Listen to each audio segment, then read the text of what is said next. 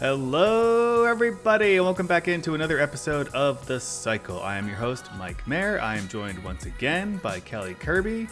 And Kelly, football has begun, but we are still here talking about baseball. We are still here.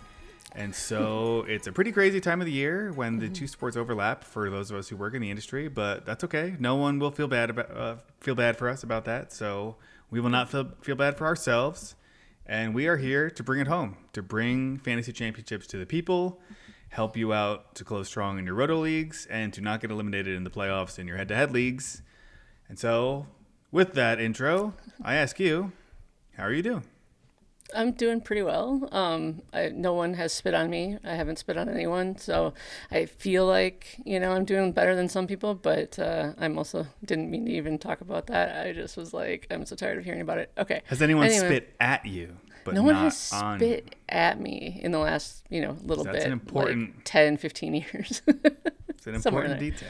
Yeah. But no, I'm super excited to be here talking about baseball just because, it's a nice change of pace. So I have been spit on somewhat recently, but I have very young children. So that's why. You have kids, For those who have no idea what we're talking about, that's a Jalen Carter, Dak Prescott reference, which is, again, football. But we're here to talk about baseball. And so... let's dive right in. I wanted to talk about a few different things, but as we've talked about in recent weeks, I want to kind of narrow the focus a little bit. And so we're not really talking about macro fantasy baseball anymore. We are talking about micro lineup decisions, taking it week to week, because a lot of you are in weekly leagues, daily leagues, and whether it's roto or head-to-head, you have lineup decisions to make. And now that we're getting down close to the end, a lot of these decisions will make or break what happens.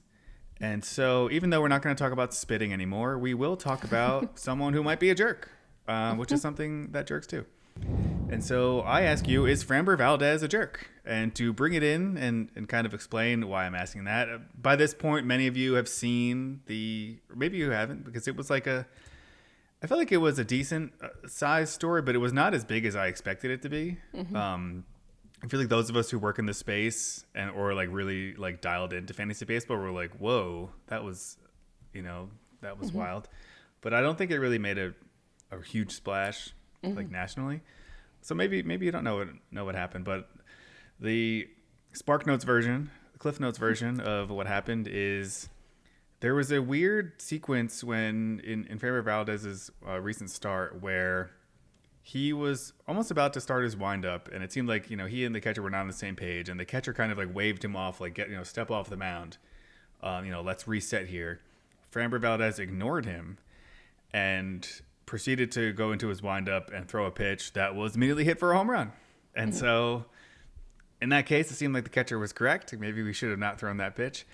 But for some reason, Valdez was mad at his catcher. And so in the following at bat, it looked like the catcher had called for a breaking pitch, and he just threw a fastball that crossed up the catcher and basically hit him directly, mm-hmm. which, in the PitchCom era, it's kind of hard for that to happen. In the past, it's you put down 1 for a fastball, 2 for, a breaking pitch, and, maybe you get confused. But now when the pitch is being told to you in your ear, it's kind of hard to get that wrong. And so it seemed pretty obvious that he did that intentionally because he was mad, which I'm not really sure why he would be, but mm-hmm. What's your take on that? Is Framber Valdez a jerk? Is this a big deal, or were you just making too much of it? What's your take there? I mean, last week we talked about whether or not we wanted him on our team. Are we trusting him anymore? And and I'm to follow that up immediately with something like this. I was like, no, we officially cannot trust him anymore at this point. Both as a person and a player. Apparently. Well, yeah. I mean, and the body language of him, the catcher and him was awful. Anyone who watched the video, he absolutely intentionally threw the wrong pitch, and then he the catcher just kind of looked at him like, what are you doing? And Framber's just angry and stomping around a little bit. And I was just kind of going, what is happening? And that start was terrible. He struck out 8 guys, but he gave up 6 earned runs and 2 home runs, including the grand slam because he was pouting or whatever he did. So no, I don't want anything to do with him if I'm in the championship at this point. Yeah, and that's the other reason I wanted to kind of bring it up, because not only is this a big story, but also we talked about, like you said, we talked about him last week. He's a big name. It's kind of hard to drop him in fantasy, but now that we're this late in the season, like you probably have to, or you should consider it. In the second half, he has an ERA over 5.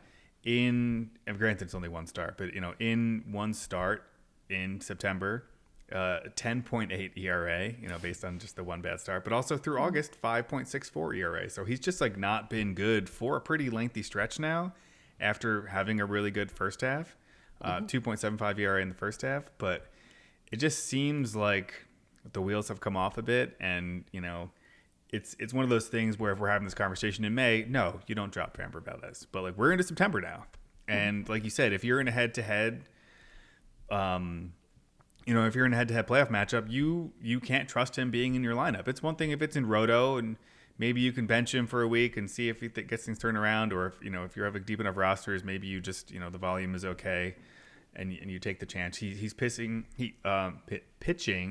not that. Pitching this week against the Braves, only one start. That's why I made the alliterative mistake there. I was going to say he's not a 2-star pitcher. He's only 1-star pitcher against the Braves. It was like not the best offense, but not the worst offense at this point. But also, it might not matter with Framber Valdez. So, yeah, I agree. I don't think – in head-to-head, I'm definitely not starting him because he could just cost you your matchup. In Roto – I'm probably benching him if I can, but also, if we've talked in recent weeks about all these really good young pitchers. Most of them are probably not on waivers anymore. But in an upcoming segment, we're going to talk about a bunch of 2-star pitchers. And I think there are a lot of them that are interesting enough candidates that if it really came down to a roster crunch and it's like, do I want to drop Framber Valdez for some of these names? I think the answer is probably yes. Yeah. So before we get to that segment, I want to hit on a bunch of injuries, because there were a lot of them. There's a bunch of people going down, a bunch of people coming back. And this is also kind of that weird part of the season where it can be frustrating in fantasy because we're getting towards the end of the season. Teams that are not contending are more inclined to kind of shut their players down. If it's a pitcher, maybe they start dialing back the innings. If it's a position player who's banged up or, just had a long season, that they can consider shutting them down or, resting them more often. And so it starts to get really frustrating. But there are also legitimate injuries. And the biggest one in the last week or so is Roman Anthony, who has an oblique injury, which is one of the worst injuries you can have as a hitter, because it's like it takes a while to recover. It's also kind of hard to know when you're recovered. It's kind of like a hamstring injury for base stealers. It's kind of like you feel like maybe you're back, and then you swing a bat and you're like, nope, still very hurt. Can't do it. And it's probably like a month at least. And that one's a real dagger, because he was really doing well, looking like the top prospect in baseball. And I don't know how much it's going to affect the other hitters in that lineup, but I feel like a little bit. It's like at least a little bit, because he kind of like, not to spend the whole time talking about like Roman Anthony, but he kind of like completely revamped that lineup, because once he came up, started hitting well, they moved him into lineup up to lead off. They moved Jarren Duran to third, and it kind of like everything clicked, and it seemed like he was like the perfect fit as the leadoff. And so now, like, I don't know if Duran goes back to leading off. I should probably look, because they have played since he got hurt, but roster resource has him leading off again. Which is like, it's ideal for him in that he can fly, but also it didn't seem like leading off was like the best fit for him, and he really heated up batting third. And so it's one of those things where it's a bummer if you have Roman Anthony, but it's also like somewhat concerning if you have Jarren Duran, if you have Alex Bregman, if you have Trevor Story, because he affected that whole lineup. So that one's a bummer, especially because such a young hitter who looked really good. That one stings. Kyle Tucker is day-to-day with calf tightness. It seems like he's going to avoid the IL. He's not. We're recording Friday this week. He is not in the lineup on Friday, but it sounds like it might not be a long-term issue. He could be back soon. Mike Trout, just to add to his lengthy list of ailments, had a skin infection and missed some time, but he is back in the lineup, so he is okay for now.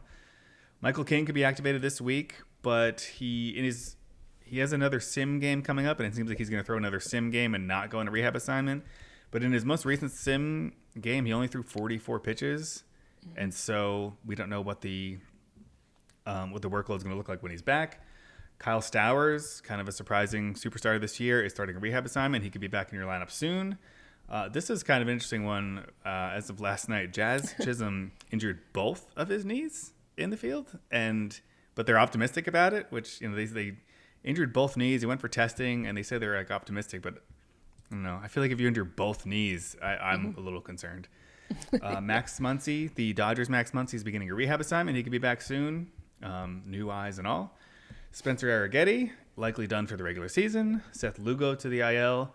Cole Reagans is tossing batting practice, but also it feels like the calendar is starting to work against Cole Reagans. Like, is he going to make it all the way back? That remains to be seen. He could be in one of those categories where it's like he works his way all the way back, but it depends on where the Royals are in the standings, whether or not they unleash him. Anthony Santander, who's been missing all season, has a rehab assignment on tap, so he's potential intriguing name if he's available in your league or if you've been stashing him the entire season. And then Isaac Paredes, who has been out with a hamstring injury, did some field work recently. It doesn't sound like a return is imminent, but he is at least showing signs of doing things on a baseball field. And so I talked for a very long time there. I did not let you chime in, but we can just start at the top. Is there anyone who, obviously Roman Anthony, already spent a bunch of time on, like, that one's a bummer. It seems pretty clear. Not a whole lot of takeaways there. Like, you're not going to replace Roman Anthony in your lineup. But any of these other ones, like Michael King, for example, what's your level of confidence with Michael King coming back, given the strange season he's had? Yeah, I drafted him everywhere. I kept him in a couple leagues. I was really high on him before the season started, and I still kind of am. But my concern there is, and this is where it kind of becomes you have to find the sweet spot of teams that are either like just kind of good enough to keep playing, but not like absolutely locked into a playoff spot, which kind of takes out everyone in the National League. Because the Giants are making a little bit of noise, but otherwise those 6 teams are set. So I don't think the Padres are going to let him do a ton. I think they'll bring him back up, but in terms of fantasy, I don't think they're going to risk him because they're in. Although as long as they stay with the Dodgers, those two teams fight over who wants it less. I think he could be useful. So I'm okay with him. I smile at Mike Trout just because I don't even know what to do with him. It's like the weirdest collection of injuries that just pop up, and I feel bad for the guy because I'm just like, really, seriously, a skin infection now. But as long as he's in the lineup, I'm fine playing him. I don't want anything to do with 2 bad knees. But Stowers is good. I'll keep him. Muncy, I'm good with him. I agree with you entirely on Reagans. I don't think they're going to rush him back at all, and I feel like we're kind of past that point where he needs to come back unless the Royals make a run here. And then Santander, I wrote all preseason over and over and over again that like a guy signs a contract like that and you should not like just leave him off your team. And then I kept him in our Roto League because I had no one, and then he's out on my IL all year. So I don't want anything to do with him either coming back. I think he might be a good boost for the Blue Jays as a real life player, but fantasy, I'm not willing to kind of ride that out. So it's a kind of a sad list. There aren't a lot of people that I'm like, make sure you have them. So yeah. Yeah, I don't have any shares of Santander this year, kind of for the reasons that you mentioned. For me, he keeps coming off a great year, signed a big contract, but the price tag was a little too high. I always talk in the offseason or coming into the season about like drafting someone at their ceiling, which I try to avoid. It seemed like he was being drafted at his ceiling, and then lo and behold, we got his floor because he missed the whole season. And so, not that you ever want to victory lap an injury or anything, but I do feel very fortunate that I don't have any Santander shares, but I do agree. Missing the whole season, not having spring, like a full spring training, traditional ramp up, like starting in April. We've seen that do weird things to hitters who are coming back. So who knows what he looks like when he does come back. But I do think he'll help the Blue Jays, but he'll be a question mark for fantasy. And then Paredes is the interesting one. Ideally, he comes back sooner rather than later, but just the fact that he plays third base. And we've talked all season about what third base looks like. So if Paredes is out there and has a pulse, like I said last week, like maybe I don't have to start Ryan McMahon anymore. Right. Although he's heating up. Yeah, now I wanted to move over and since we're, like I said, narrowing the focus and we're talking about weekly lineup decisions, I wanted to talk about lineup streamers and some start-sit questions. And these are players who are like should be available in a bunch of leagues or have been picked up in the recent future and are doing some things, but it's just, can you trust them in a head-to-head matchup or in a roto lineup this week? Probably the most interesting one that I put at the top here is Colson Montgomery because he's got a really weird profile, but he also has 7 home runs in the last 2 weeks. But he also feels like the kind of guy who could just next week hit 150 for your team and just bomb some of your categories. He has 6 games this upcoming week, which is important to pay attention to in head-to-head. 6 games against Tampa and Cleveland. And if I look at the pitchers, he's projected to face, if I filibuster here for a second, it's not like the biggest names. It's Hauser, Pepio, Seymour, who we love, TBD against the Guardians, and then Messick and Cecconi. So it's not a terrible rotation he's going up against. In terms of the FantasyPros hitter matchup ratings, that's not a word, hitcher. I guess maybe it is. Maybe but hitter matchup we ratings. should start calling Ohtani that, right? He's a hitcher. Yeah. That's true. But I was looking at the FantasyPros hitter matchup ratings, and they kind of rank it by team for the upcoming week of who they're facing, like in terms of pitching. The White Sox are 15, so right in the middle. So what do you think about Colson Montgomery? As someone like starter, like are you starting him 6 games, not terrible pitching staff, or are you too afraid of the bottom falling out in something like, let's assume it's head-to-head? Yeah, I mean, I'm starting him, I think, unless he was like scheduled to just face nothing but left-handers. I'm willing to give that a shot for him because his power is just very real. And mostly the other thing is it's like, who am I starting in place of him and what kind of power potential is there? So yeah, he could bat 150, but he could also hit 3 home runs while batting 150. And so it's like, you're just kind of rolling that dice. He's not going to stay as hot as he is right now, but I really don't have much problem rolling him out again, just because of, if you look at all the other injuries and what does my team look like? Yeah, give me the guy who has 7 home runs in the last 2 weeks. I'll take it. Yeah, that is a good point because he is, like I said, 6 games. He's facing 2 lefties, so 2 of his 6 games are against lefties. And not a large sample size this year, but in 49 at-bats, batting 184 against lefties with 3 home runs. But against righties, he's only hitting 242, which is much better, but not great. It's not, it's much better than 194. But you have to hope that maybe those lefties don't stay in the game long enough.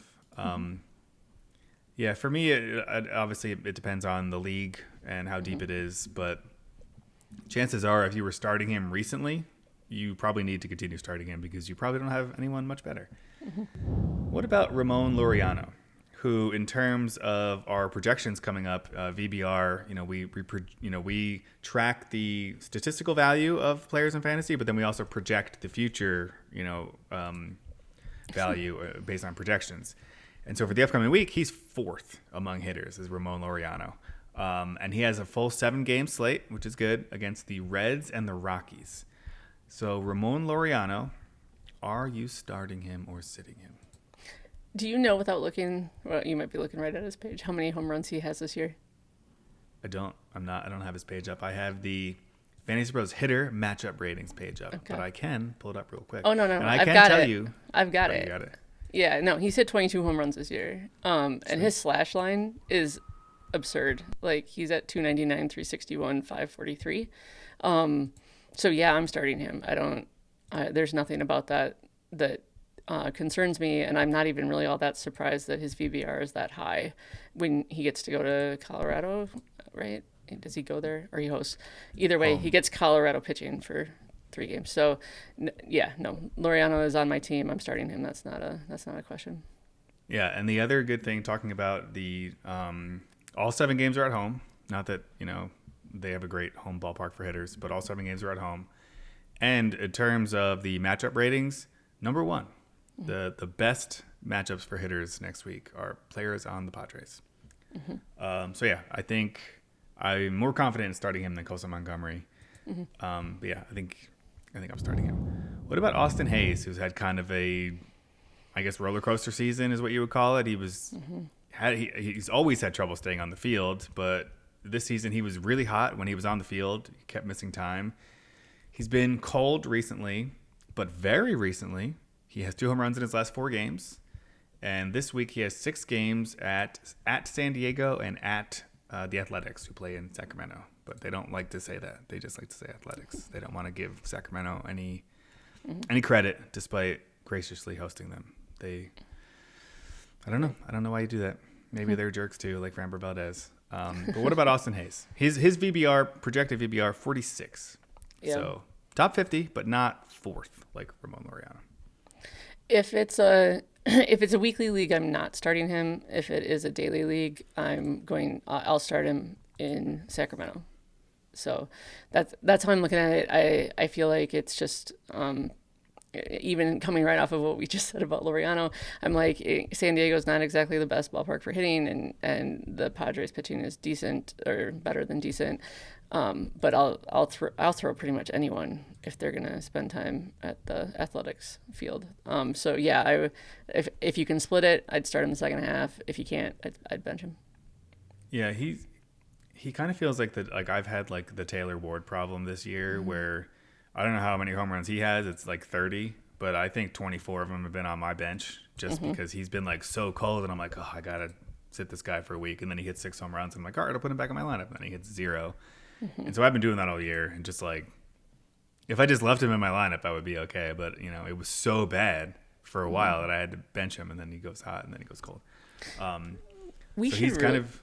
Oh, sorry. I was just gonna say we should really have like the Taylor Ward All Stars like in preseason next year. Just be like, okay, here are the guys that you can roster them, but good luck. Because I agree with you. I think Hayes is in that same bunch. I've been thinking about that a lot recently with like kind of like a consistency rating, because there are also players like Julio Rodriguez, who was like borderline unstartable in the first half, but then is an all-star in the second half. And it's like, at the end of the season, the numbers look great, but you buried me for 3 months. And so now your second half, like, it's too late in Roto or, in head-to-head if, I lost all my previous matchups. And so it's kind of one of those things where it's like, at the end of the season, you got all those stats and it looks great, but if it's not consistent, like it's like not the same production. Like it is, but it isn't. Right. But the fact that he's heated up with 2 home runs recently makes me more excited. The pitchers he's facing, the Reds matchup rating is 18th, so not terrible, but bottom half. And it's Yu Darvish, Nestor Cortez, Nick Pivetta, and then JT Ginn, Luis Severino, and Morales. One of those young pitchers we like. So decent crop of pitchers. Cortez is a good matchup for him. Ginn and Severino are not terrible matchups, but like Darvish Darvish is, he can do things, but he can also be Yu Darvish. Pivetta's been really good. Morales has been really good. So that one's tough. And now I wanted to ask you about a bunch of 2-star pitchers, because one thing I love doing is streaming pitchers, but that gets a little dangerous towards the end of the season, especially, if you're like really in Roto, like really tight up against it with, ratios and counting stats against other managers. And then in head-to-head, like we just talked about, like one blow-up can just end your season. But also 2 starts, very attractive, especially in points formats. So I think a lot of these are fringe starters who could be available or could be on your bench in a lot of leagues. And so I included a bunch of them. And so the first one I'll toss out to you is a weird one. Sean Manaea, who has a 2-start week versus the Phillies and the Rangers. Are you starting Sean Manaea? Am I starting Sean Manaea? Maybe. I'm just looking. 5.60 ERA. Yeah, I'm just looking at how he's done against the Phillies in his career. I mean, they tend to run him out of games pretty early. So that one makes me really nervous. So no, I'm not. If it's I have to start for both, I'm not. Because I really don't want Texas either, for him. So. Yeah, it hasn't been very good this season, especially recently, because that ERA about 5.5. A lot of that is more recently than when he first came back. Because in his first month in July, he had an ERA around 2, and then August 7, and then the very beginning, obviously it's only one start, but 12 in September. And for the second half of the season, which again is like most of his season, 5.83 ERA over 41 2/3 innings. But that's even worse, more recently. So kind of hard to trust someone trending in the wrong way, especially with it's not like some of these other pitchers who are going to have good matchups. Right. But yeah, as enticing as it is to get a 2-star pitcher, I don't think I'm going with Manaea this week. Right. What about Slade Cecconi? It was not a huge name, but he has 2 decent matchups. 2-star pitcher against the Royals and the White Sox. The white hot White Sox. Yeah, white hot because they got to play the Twins a whole lot in the last couple of weeks, I think. He's interesting. I like his matchups. Is he a lefty? I can't remember. I'm sorry. No, he's a righty. I would have liked him better if he was a lefty. Anyway, sorry. I guess I would still start him if I needed like counting stats. So, because I think the Royals and the White Sox are still going to give you like a little bit more help in that area. The Royals don't strike out a ton, but they're not going to beat you like to a pulp most of the time. But yeah, so I think I'd be more willing to start him than Manaea. He doesn't excite me in any way, but I would be willing to. You made me doubt myself for a second there because I was like, no, he's not a lefty. And I was like, wait, is he? Slade sounds like a lefty name, but like I knew he was a righty. Yeah. But then I was like, am I thinking of someone else here? Am I thinking, because I was like, well, Parker Messick is a lefty. And I'm like, am I mixing him up with Slade Cecconi? Right. Because like, God forbid I miss, Shane Baz and Taj Bradley all over again. So I just let you figure it out on your own. I left you hanging. Thanks. But Slade, that would be a great lefty reliever name, like Slade something. Cecconi isn't a great reliever name, but Slade would be a great like lefty specialist name. I think I would start him against the White Sox and Royals, but I think again it would depend on the match, like the league. Like I have a couple leagues where pitching is deep in the sense that it's not deep like there are a ton of pitchers available, but like you can start a lot of pitchers, and a lot of players, managers in that league start for volume and kind of just let the law of large numbers, work everything out. Where as long as you don't have like multiple blowups, if you throw out a ton of volume, you'll get the quality starts, you'll get the strikeouts, and you just have to hope your pitching is good enough that the average of like your ERA and WHIP is good enough, while like locking in like the counting stats categories like strikeouts and quality starts. Right. So I think like in a league like that where I need the volume, I'm starting him. But like if in tighter leagues where you're only starting like 6, he's probably not making the cut for me. If I'm, if I have a playoff pitching roster that got me to the playoffs, I'm probably not fighting to put Cecconi in there. Right. What about Noah Cameron at the Guardians and at the Phillies? Oof. God, those are tough matchups. Because I've liked Cameron. I had him on my team. I pretty much lefty. Well, I tend to hunt down the lefties. Yeah. I mean, I think. Why'd you pick such hard ones? I think I would still do it for him. Just because I don't like. I mean, his strikeout percentage is not high, but his walk percentage is also pretty low. His WHIP is good. Yeah, he has the chance to just get blown up by the Phillies, but I don't have any problem starting him against Cleveland. So it's it's 50-50, but I would be willing to start him more than the first 2. So I guess if that's the direction we're going to go here, then each one is just better. But I just looked at the rest of the names, and that's not true. So I would start Noah Cameron. Yeah, I hate the matchups, but I've really been intrigued by him all season long. And it's the one thing that you mentioned that's interesting is the strikeout rate, because it's around 7 per 9. But in the minors, it was above 10 consistently. And so it's interesting that he's kind of just been different at the major league level, and maybe this is his first season in the majors, so maybe that's coming, and he's just kind of Like he's pitching very well without a ton of strikeouts. If he can kind of take another step up in the strikeout area, he could be really good. It is tough to start him against the Phillies, given what they can do to pitchers. Especially it's at Philly, at Citizens Bank Park, which is a very hitter-friendly venue. I agree. I'm more likely to start him than the other two. But given the lack of strikeouts and given the tough matchup against the Phillies, I don't really want to start him confidently. But he has been pretty good at limiting the damage this year, despite some of his expected numbers. His ERA is 3.03. His FIP, xFIP, and Sierra are all around the mid-4s. Yeah. So I also don't want to be holding the potato when that regression comes. And so I am a little bit worried about that. What about Will Warren versus the Tigers and at the Red Sox? The Roman Anthony-less Red Sox. Yeah, I would start him. I mean, I don't really even have to look too hard at that. I think he has done well this year. Again, his home run splits used to be really dramatic, but I don't think they're as dramatic as they were when I was looking to start him the one time. He is who he is, right? Like, I mean, his ERA and expected ERA, his FIP and expected, they're kind of like right next to each other. So like, exactly what you're getting with him. And you're getting almost a strikeout per inning.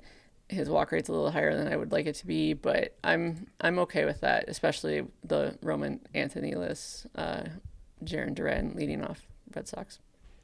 Yeah, and unlike Cameron, you will probably get strikeouts from Will Warren. Will Warren. What about Aaron Nola? Oh, I don't want anything to do with Aaron Nola ever. I don't think so. I had to include him because he's a two-star pitcher and he's such a big name. But I didn't even mention the matchups. It might not matter. But versus the Mets and versus the Royals, both at home. But 6.78 ERA, just at another dud. And I'm a Red Sox fan, but I follow the Phillies very closely. As someone who loves all things Philly and lived in Philly for a while, I follow a lot of Philly people. And the thing they've been talking about for a while now is like, what do we do when we get to the playoffs, especially without Zach Wheeler now? They're like, we can't run Aaron Nola out there in a playoff game. And if the Phillies don't want to run Aaron Nola out in a playoff game, I don't want to run him out in my playoff matchup. So I think I'm going to stay away too. Yeah, I mean, I was just looking at it and his is kind of the opposite, where he's got the 6.78 ERA, right? And I'm like, oh, his xERA is way lower, but it's at 4.92. So like, this isn't you're not gaining a lot of even if regression comes in, you're not gaining a ton. He's still sitting in an area that I don't want anything to do with him. So this last one might be the most interesting one, but maybe you disagree.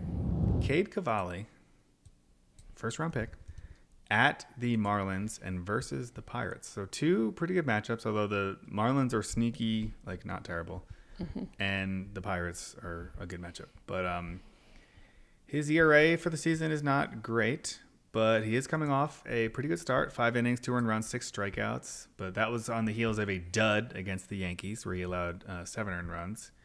But before that, he had thrown 2 consecutive quality starts. Both of them against the Phillies. And so he's shown some things.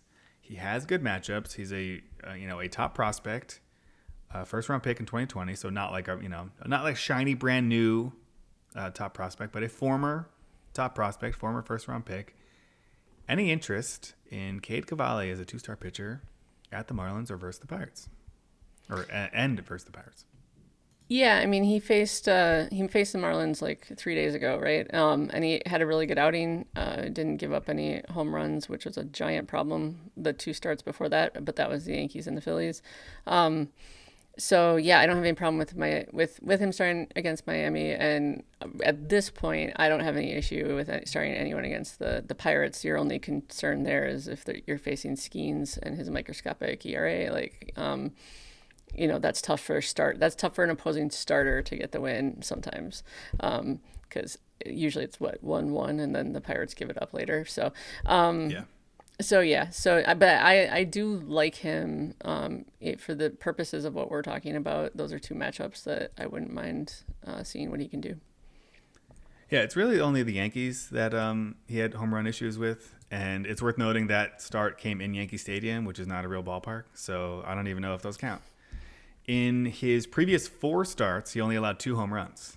combined over 4 starts. And that includes 1 home run allowed across 13 innings against the Phillies. So not bad. But yeah, I think it was really the Yankees that just kind of like lit him up and took him deep. But other than that, only, and if you include this most recent start, 2 home runs in 5 of his last 6 starts. It is tough to trust him because, granted, he's not like a young prospect anymore, but like there's not a ton of track record here, and it could blow up in your face. But I feel like the upside is there enough to make me intrigued. I don't want to rank these guys, but I feel like I will. Actually, it's really hard to rank them because I don't even know which one, like Noah, Cameron, or Cecconi. I like Cameron more, but Cecconi has the better matchups. Why don't you rank them? Oh, sure. Yeah, throw it to me. Yeah, I mean, I think I was just... We can put Nola at the bottom. We can do that. That's easy. Just, again, toss him out. Entirely. And Manea's right above him just because of who he's facing. Okay, so we got 4 left. Yeah, I think... Left. No, 4 left. Like, honestly, I think I would go Warren, Cameron, Cecconi, Cavalli. And I know that that's kind of backwards in terms of matchup, but that's in terms of how I like them as pitchers. So... And, I love what you said about, like, it's super risky. And I'm like, well, yeah, that's why people listen to us. So we can tell them the super risky things that they should be doing. Yeah. And, yeah, I think that I think all of them have risk, but that's the order I'd put them in. Okay. I won't argue with you. Warren is, like, I feel like he probably has the most upside, but also, like, really tough matchups. Like, I get, like you said, Roman Anthony's not there with the Red Sox, but it's at Boston. Against Detroit, that's a tough one. Like there's some blow up potential there. I almost feel like Noah Cameron's probably the safest one, but I do worry about that regression, coming. Like I said, I don't want to be the one holding the potato when the regression comes. Yeah, and also his lack of strikeouts. I would rather roll the dice, not on a blow up, obviously, but I'll give up a couple more runs if I can get more strikeouts. Okay. So we talked a lot about those. Let's jump over to waivers. Some of those players might be on waivers, but let's talk about our, this is the segment we call Waiver Central. Let's talk about our favorite hitters and pitchers of the week. And we'll start with you, with your favorite waiver wire hitter.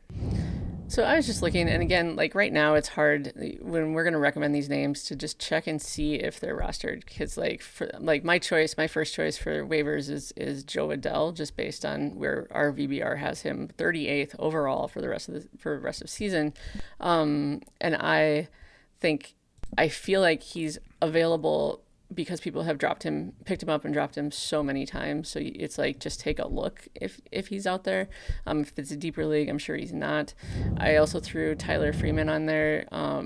Rest of season, our VBR weirdly likes a lot of Rockies, and most of them are totally available. So I would kind of go down that path if you look ahead. And again, that's just rest of season. If we're looking at just next week, Adell would be more of my pick, I think.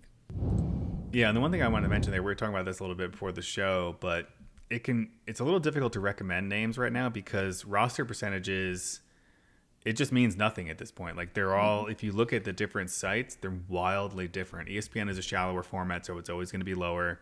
But even like Yahoo versus CBS, there are so many leagues where, like I said, we're into September. Football has started.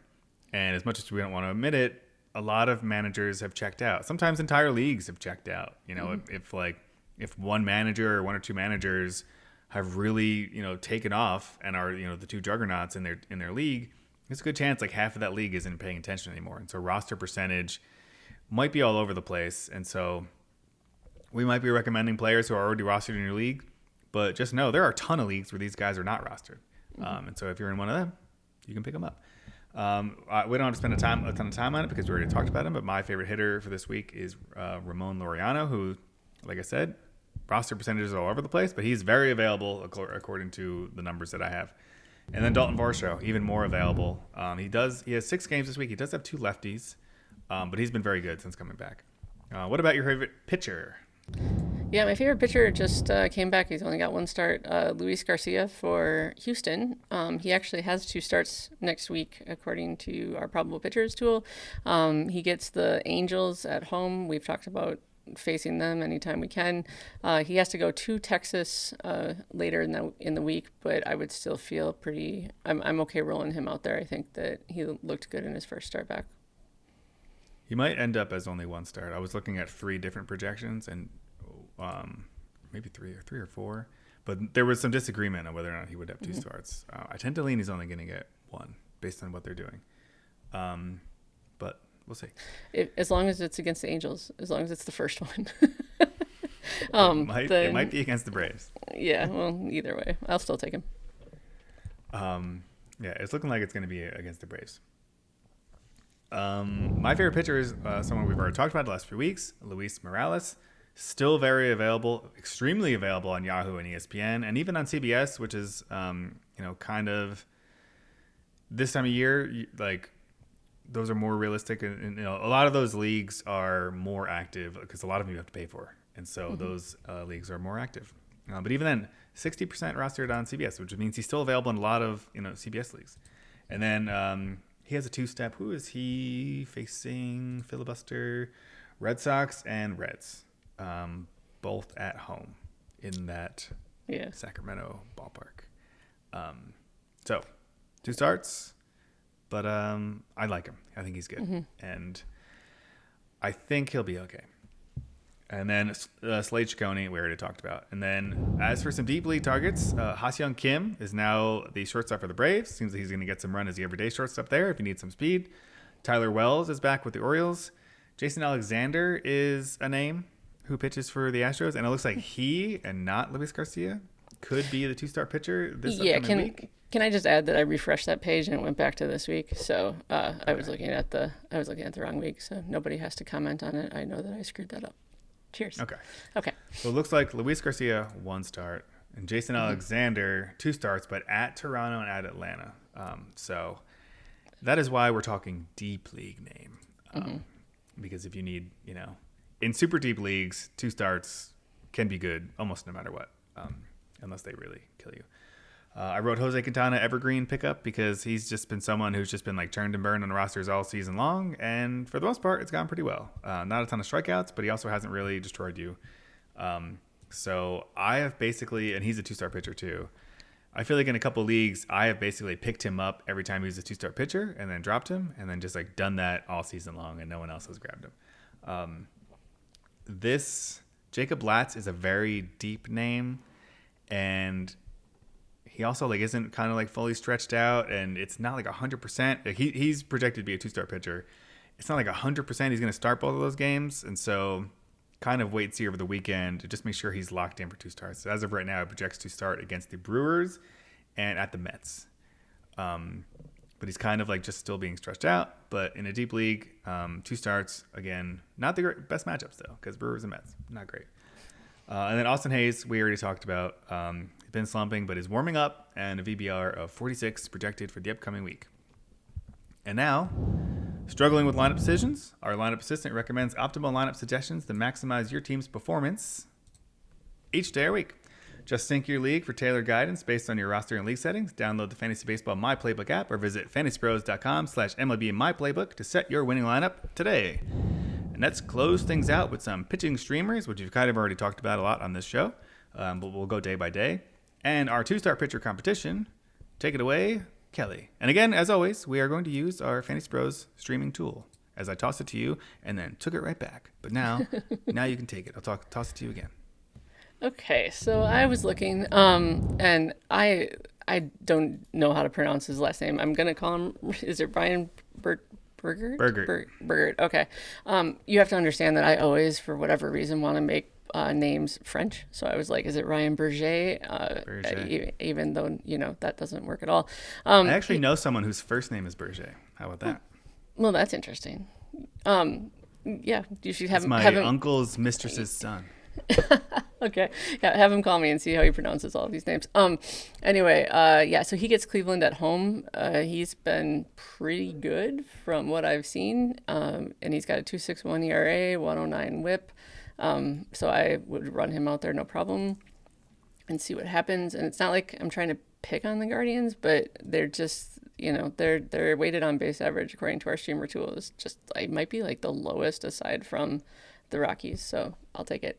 On Tuesday, Kyle Bradish, who we talked about a ton last week, gets... And he's another one, sorry not to cut you off, but he's another one who's like roster percentage all over the place. So like flip a coin if he's available in your league. For sure. But if he is available, pick him up because he gets Pittsburgh at home on Tuesday. On Wednesday, I believe Ryan Weathers is back, and he is going to face Washington, and I believe at home. So I'll take his return in a Miami ballpark, and against Washington, they don't really scare me at all. On Thursday, I don't know. On Thursday, I mean, I don't know. Ian Seymour apparently is my new best friend. I think I should just order a jersey. I have no idea why. We love him on the show. We love Ian Seymour on the show. And like tonight, he's coming in like bulk relief, so they're gonna let Griffin Jacks pitch the first inning, and he's gonna come in. But like, but why not? If he pitches 5 innings, even if it starts in the second and they win, that's an easy win. Like he could go 4 and get the win. But I like his stats, and again, he gets the White Sox. It's in Chicago, but he's one of my lefties, so I'm good with that. Friday, Jonah Tong, who you talked about. You talked about him last week. He gets Texas at home.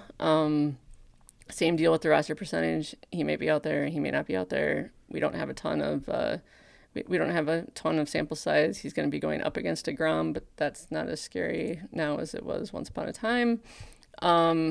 Saturday, Parker Messick is scheduled to face the White Sox. His whip is a little ugly, but I'm not buying that the White Sox have turned everything around at this point. And again, lefty, I'll take it.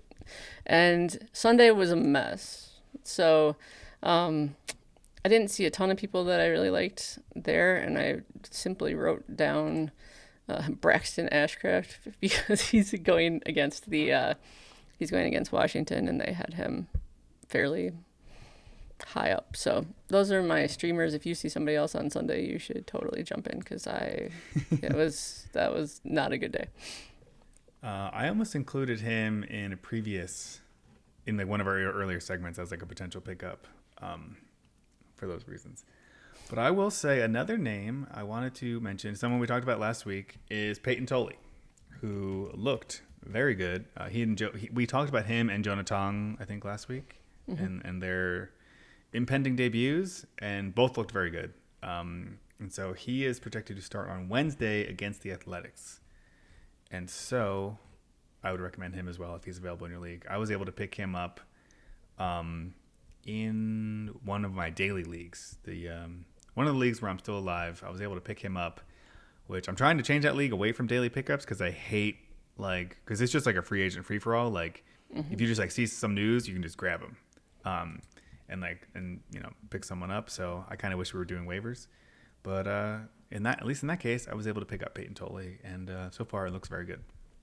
Cool. So that's the one extra one I would mention. I don't see anyone that I, definitely would include over. I like Michael McGreevy. He gets the Seattle Mariners. That's also on Wednesday, but he would be probably my third or fourth choice on Wednesday, so you don't need to go out of your way. Tyler Wells, we already previously mentioned. He recently returned, but he is going to start against the Pirates. Good matchup. Also on Wednesday, unfortunately. So if you just want to stack all your starts on Wednesday, you can do that. But yeah, other than that, I think you did a good job. Thank you for your approval. Kramer against the Blue Jays. I don't want to do that. Nope. Cade Cavalli, Saturday against the Pirates. Like we already mentioned, 2-star pitcher. So if you want to get into bed with that, you can. and so now, what did you say? I said best of luck with that. Yeah. You like Cecconi way more than I do, I think. So. No, that wasn't Cecconi. That was Cavalli. Oh, Cavalli. Sorry. Cavalli against the Pirates. Okay, gotcha. Sorry. So now, 2-star pitcher competition. Let's check in on how the previous matchup went. Let's not. Where it was Kevin Gossman for you, Cam Schlittler with no nickname for me. And it was a bloodbath. Cam Schlittler, 43 points. Kevin Gossman, 28.5 points. A pretty clear victory for your boy. I mean, Schlittler. It's not that much of a bloodbath. The points certainly say so, but aside from the earned runs, it's not awful in comparison. I probably forgot to include quality starts in there. But yeah, so Cam Schlittler, 12 innings, 8 hits, 1 earned run, 4 walks, 16 strikeouts.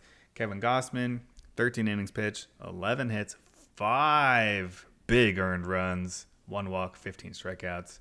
Cam Schlittler, 43 points. Kevin Gossman, 28.5 points. Maybe not a bloodbath, but a pretty clear victory. And which brings us, the current standings, 9-7-2. Me up on you and Worm. Pretty interesting that we have 2 ties this year, though. 9-7-2. And that includes the home run derby result, which Worm won.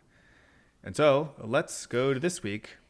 Actually, the active week right now, I have Dylan Cease, you have Drew Rasmussen.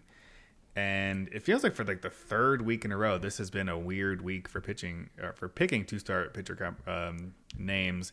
I actually didn't look at who you picked and then picked. I was like, oh, let me see if I've used this guy already. Mm-hmm. And I just Control F'd to find the name on the sheet, only to realize that you already had him as yours. So why don't you go first and tell everyone who our mutual 2-star pitcher pick would have been. Yeah, but you've already used him. That was going to be that's why I was looking to see if I had.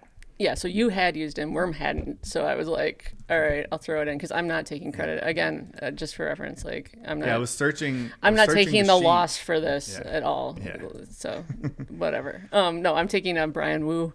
He's got 2 starts supposedly, both at home against the Cardinals and the Angels. Now, if I say woo, woo, woo, Kenny Woo, do you know what that reference is? No. Oh my God, you and Worm both. Woo, woo, woo, Kenny Woo. Mighty Ducks, D2. Come on. Oh, the second one. I've never seen Mighty. The second one's the best one. Oh, dear. Okay, it's not, but we can talk about that later. It's the best one. Worm had never seen Mighty Ducks. We had no idea what I was talking about. Well, we can't do anything off of Worm's movies, so... I mean, I will forgive you for Cobb as long as we can talk about the other ones. Worm's movie choices are interesting. Yeah, brutal. And plus, he doesn't watch The Simpsons, and so he doesn't appreciate any of my Simpsons references. Although he made one of his own recently. One of like the 3 clips in his life he's seen. He made a reference. So you're going with Brian Wu. I'm going with Logan Webb against He has got 2 starts at home against the Diamondbacks and against the Dodgers. So hopefully that works out well for me. But there weren't a lot of other great names. Most of the names we talked about earlier in this episode who are kind of like fringe 2-star pitchers. And so it was basically one of these 2 names or one of those names. And so I decided to go with the safer, ace level name, despite, not the best matchups, but not the worst. It all depends on what the Dodgers decide to do that day. Yep. But there weren't a lot of other options that we haven't picked. Garrett Crochet was the clear number 1 option, but we both already used him. And then after that, Slade Cecconi, Ryan Bergert, Aaron Nola, Jose Quintana, Aaron Nola. Yu Darvish has got 2 starts. But other than that, we've already talked about everyone getting 2 starts, and these were kind of like the clear top 2, other than Garrett Crochet, who we've already used. Anything else before we wrap up? No, I think we're good. And good luck to everyone if you're still in it. So yeah, and I will say, this is the time of year where I tried to be as like specific as I could with like lineup decisions and stuff. But if you have questions, toss them on YouTube. I'll hop in there and answer what I can, because I know it's kind of a you're setting your lineups and it's kind of a weird time. And we're getting towards the end of the season, especially, if you're in head-to-head, you're in the playoffs, maybe in the championship already, depending on how early your league likes to do that. Try and avoid some of the silliness at the end of the season. Then in Roto, trying to finish strong. We'll see how many more episodes we have. We definitely have at least 1 more to kind of close things out, possibly 2 more. We'll see how the schedule goes, but also let us know in the comments what you want to do with that. How many more episodes you want? 10, 1, 2? What do you want us to talk about in the last one? Yeah, that's true. We might do one. We might do like 1 more skip a week while Kelly's on vacation and then come back and close things out. But we'll see how it goes. But definitely, we'll be back next week with some more information. But in the meantime, let us know if you have any comments or questions. And also, if you've liked this podcast this season or in the off season, give us a follow, give us a like and subscribe on YouTube. And wherever you listen to your podcasts on Apple or Spotify or wherever you listen to them, give us a rating and a review because that stuff really helps. Preferably like a 5-star review. If you want to leave a 1-star review, you can keep that to yourself. We don't need that one. But preferably a 5-star review. Say something nice about Kelly, and we really appreciate it. And so for Kelly, I'm Mike Maher. This has been The Cycle, and thank you for stopping by.